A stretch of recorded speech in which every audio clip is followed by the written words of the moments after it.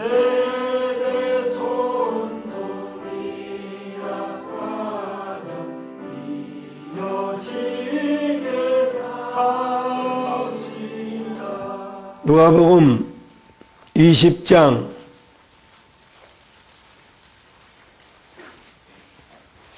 35절이에요.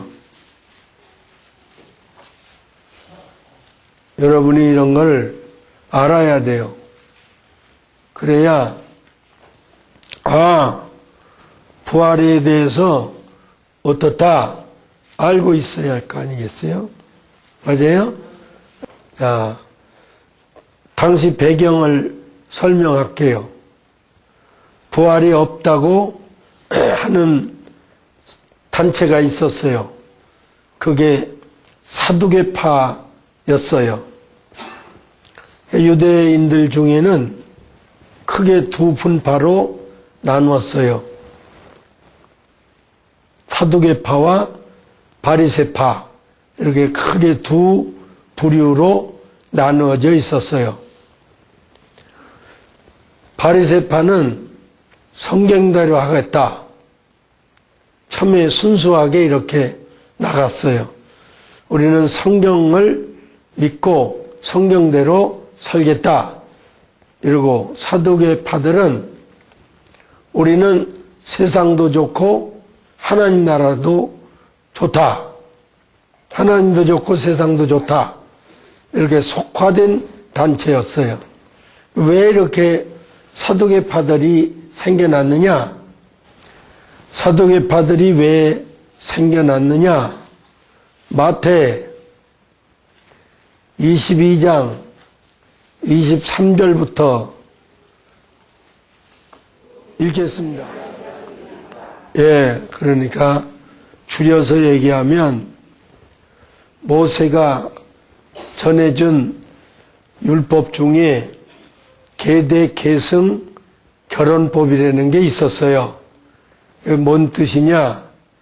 유대인들의 순수한 히브리인의 혈통을 잇기 위해서 이 다른 민족하고 결혼할 수가 없으니까 형이 결혼해서 살다가 아들을 낳지 못하고 죽었을 경우에 아들을 형수가 시동생하고 살아서 형의 후사인 아들을 하나 낳아야만 됐어요. 그게 계대 계승 결혼법이에요. 그런데 시동생도 죽고 또 그 시동생도 죽고 7 형제가 다 그런 식으로 형수를 아내로 취하여 살았다면 만약에 부활을 한다고 하면 그 형수는 과연 누구의 아내라고 할 수 있겠느냐. 그러니까 그 복잡한 얘기 하지 말아라. 그런 복잡한 일이 벌어질 수가 있겠느냐. 그래서 부활이 없다고 생각하게 된 거예요. 근데 그것은 성경도 모르고, 맞아요? 하나님의 능력도 모르니까 그런 생각을 하게 된다. 그래서 이제 31절에 죽은 자의 이제 부활을 의심할 때 그 말이에요. 의심했어요. 그래서 이제 29절부터 보겠습니다. 예수께서 그들에게 대답하여 말씀하시기를 너희가 무엇도 성경도 하나님의 능력도 알지 못하는 거로 오해하였도다 그랬어요. 그러니까 성경을 모르거나 하나님의 능력을 모르면 오해할 수 있어요, 없어요? 있어요. 그래서 성경 알아야 돼요. 무슨 말이냐면 저 출애굽기 3장 6절에 그 말씀을 모른 거예요. 그리고 하나님의 능력도 몰라서 오해하였도다. 읽으세요. 부활 때에는 장가 가는 일도 없고 시집 가는 일도 없고 하늘에 있는 천사들과 똑같이 된다. 시집장가 안 간다 그 말이에요. 그러니까 시집장가 안 간다면 형수가 7 시동생하고 6 시동생하고 살았든 말았든 천국 가서 족보가 생겨야 안 생겨요? 그러니까 이걸 몰랐다 그 말이에요. 그래서 죽은 자의 부활을 의논할진대 하나님이 너희에게 말씀하신 바 나는 아브라함의 하나님이요. 출애굽기 3장 6절이에요. 이삭의 하나님이요 야곱의 하나님이라 하신 것을 읽어보지도 출애굽기 3장 6절도 읽어보지 못했느냐. 그러니까 이 말은 무슨 말이냐면 하나님은 죽은 자의 하나님이 아니요 부활한 자의 하나님이라 하시니라 그 말이에요. 아브라함도 살아있고 맞아요? 이삭도 살아있고 야곱도 살아있다. 살아있는 자의 하나님이지 죽은 자의 하나님이냐? 부활하면 다 살아나니까 그런 말씀이에요. 그러니까 사두개파들은 이 말을 오해해서 천국이 어디 있냐? 부활이 어디 있느냐? 부활을 인정 안 했어요. 그러니까 허랑방탕 먹고 사는데 급급하고 부자 못 되는 걸 굉장히 아쉬워해서 사두개인들은 거의 부자였다 그래요. 그래서 제사장 노릇한 사람들은 거의 사두개파들이었다 그럽니다. 왜냐하면 돈은 있지요. 명예는 탐하지요. 그러니까 제사장을 돈 주고 산 거예요. 그래서 사두개파들이 거의 제사장 노릇을 했다니까 대제사장은 딱 한 명이어야 돼요. 대제사장 죽으면 그의 아들이 대제사장이 되고 제사장들은 많지요. 물론 수가 좀 있지요. 근데 예수님 당시에 약 500명이 있었다니까 알만하지요. 그래서 이 사두개들 보고 하는 말이에요. 그래서 28절로 누가복음 20장 28절로 또 읽겠습니다. 그 배경이에요. 같아요. 무럭 말하기를 선생님이여 모세가 우리에게 기록하여 주기를 사람의 형이 만일 아내를 두고 그가 자식 없이 죽게 된다면 그 동생이 그 아내를 형수지요. 아내를 취하여 그 형을 위하여 후사를 세울지라 하였나이다. 같은 얘기죠? 같은 얘기예요? 그런데 칠형제가 있었는데 맞이 아내를 취했다가 자식 없이 죽고 그 또한 둘째가 셋째가 넷째가 다섯 여섯째가 이렇게 다 그렇게 해서 죽었나이다. 그 후에 그 여자도 죽었는데 만약에 부활한다면 그 중에 그가 누구의 아내가 되리까? 왜냐하면 7이 다 저를 아내로 취하여 살았기 때문입니다. 이렇게 논리적으로 말해요. 그 맞는 말이에요. 사실이 그렇다면. 그런데 34절에 예수께서 사두개인들에게 대답하여 이르시기를 이 세상에 자녀들은 장가도 가고 그리고 시집도 가지만은 그러나 그 세상과 그 죽은 자 가운데서 부활함을 받기에 합당히 여김을 입은 자들은 부활하여 장가가고 시집가는 일이 없다 그랬어요. 근데 여기에 이제 무슨 말씀이 있느냐? 합당한 자들. 그러니까 여러분이 이런 말씀을 알고 지금까지 성경적이 아닌 지식, 비성경적인 지식은 오늘로 깨끗이 여러분 머릿속에서 지워 버리세요. 아멘? 지워졌어요? 지워졌냐고요? 예수 믿고 부활한다. 그건 성경적 지식이 아니에요. 어디 찾아내봐요. 예수 믿고 부활한다. 성경에서 찾아내보라고요. 없어요. 근데 여러분은 여태까지 그렇게 속아 다닌 거예요. 아니에요? 저는 속이는 일을 안 한다 그랬잖아요. 교인 숫자가 적어진다 해도 속이고 싶은 생각은 없다.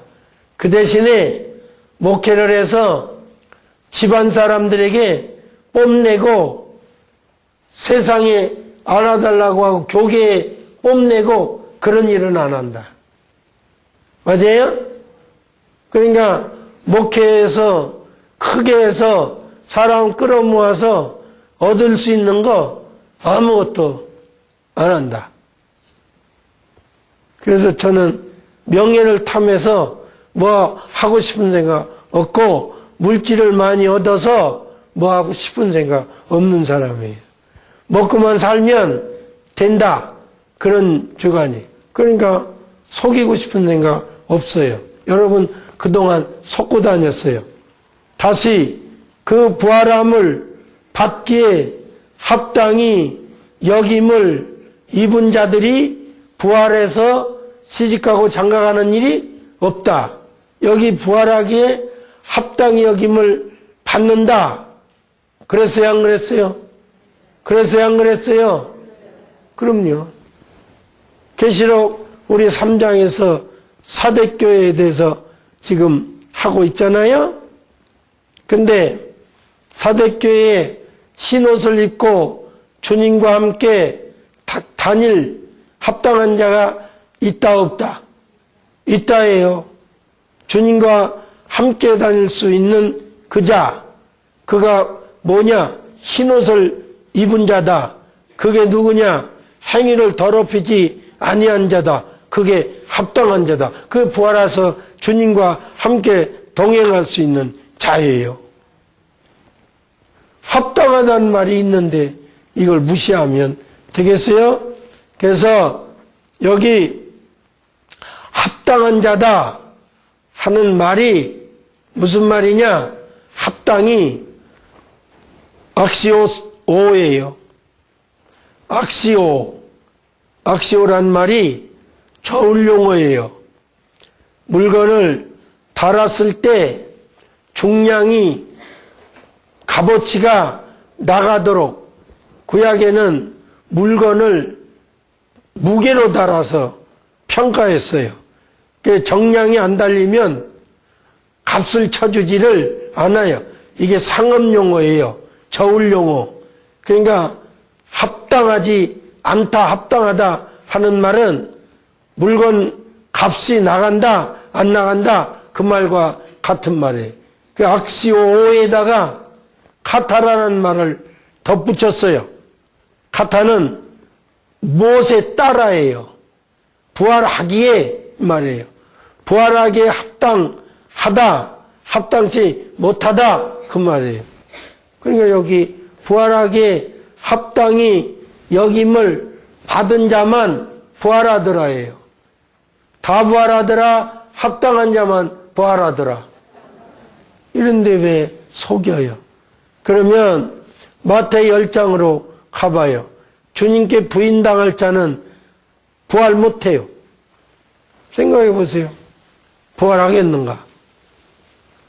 주님께 부인당할 자가 있다 그랬으니까 마태 10장 28절부터 보겠어요. 시작. 몸은 죽여도 영혼은 생명은 죽이지 못하는 자들을 두려워하지 말고 오직 몸과 생명을 능히 죽이는 그런 자들을 두려워하라. 또 삼세 두 마리가 아니냐? 또 참새 두 마리가 보잘것없는 참새 두 마리도 하나님께서 허락지 아니하면 땅에 떨어져 죽는 일이 없는데 하물며 너희 일까 보냐. 그래서 너희에게는 머리털까지도 다 세신 바가 되었느니 또 귀하니라. 또 핍박자 앞에서 벌벌 떨고 하지 않고 주를 시인하면 하늘에 계신 내 아버지 앞에서 시인할 것이요 누구든지 핍박자 앞에서 육신의 목숨을 잃을까봐 배반하면 나도 하늘에 계신 내 아버지 앞에서. 근데 어떻게 들어가요? 부활을 어떻게 하냐고 부인하는데. 그러니까 합당한 자는 누구예요? 육신 목숨 잃을까봐 벌벌 떨지 아니하고, 맞아요? 주를 시인하는 자예요. 그럼요. 육신 목숨 잃을까봐 주를 부인하는 자는, 배반하는 자는 배반당해요. 이게 성경이에요, 여러분. 심지어 육신의 목숨을 잃는 한이 있어도 주님을 시인할 줄 아는 자가 천국 갈 자예요. 쉬운 거 아니에요. 체면도 못 버려서 쩔쩔매는데 뭐. 체면도. 여러분 이렇게 안 배우고 안 가르쳐서 그렇게 살아도 되는 줄 알 거예요. 아니에요. 이게 성경이에요, 여러분. 그래서 이 교회는 성경대로 가르치고 성경대로 배우고 성경대로 살고 싶은 사람만 모이란 말이 그 말이에요. 맞아요? 아무나는 아니에요. 안 가르치는 거예요, 이렇게. 다시 누가복음 21장 누가복음 21장 보세요. 다음 주가 부활주일이에요. 부활에 대해서 지식을 갖고 있어야지요. 맞아요? 지식 없는 백성이 망한다 그랬으니까 예수 믿고 교회 다닌다는 사람들이 왜 부활에 대한 지식이 없냐 그 말이에요. 한심하지요. 그냥 성경 들고 왔다 갔다 하면 최고 잘하는 줄 알고 내버려 두는 거지요. 그래서 그런 모양이 된 거예요. 누가복음 21장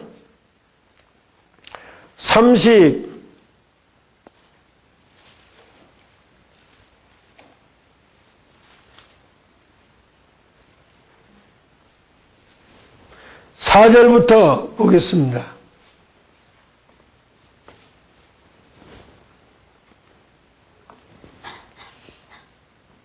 시작.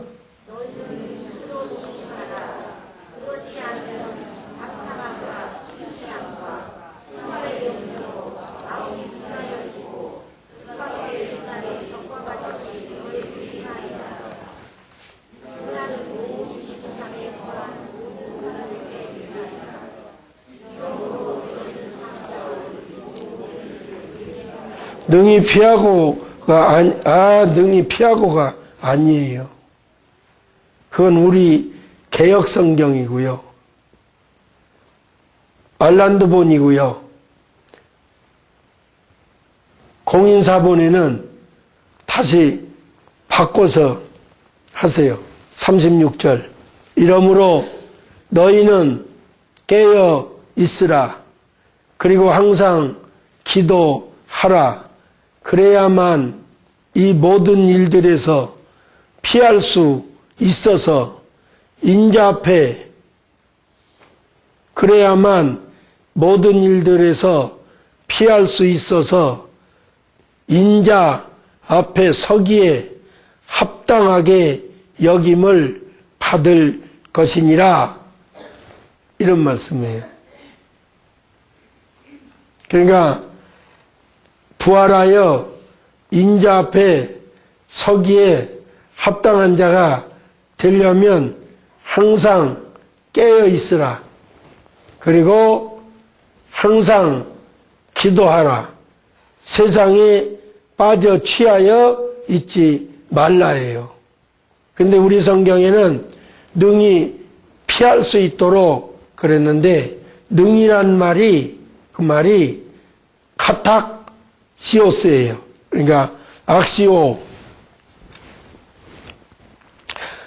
같은 말이에요. 악시오스, 이런 말인데, 이게 동사, 명사일 경우 있고 동사인데, 여기다가 카타가 붙어요. 따라서라고 하는 카타가 붙어요. 그러니까 부활하기에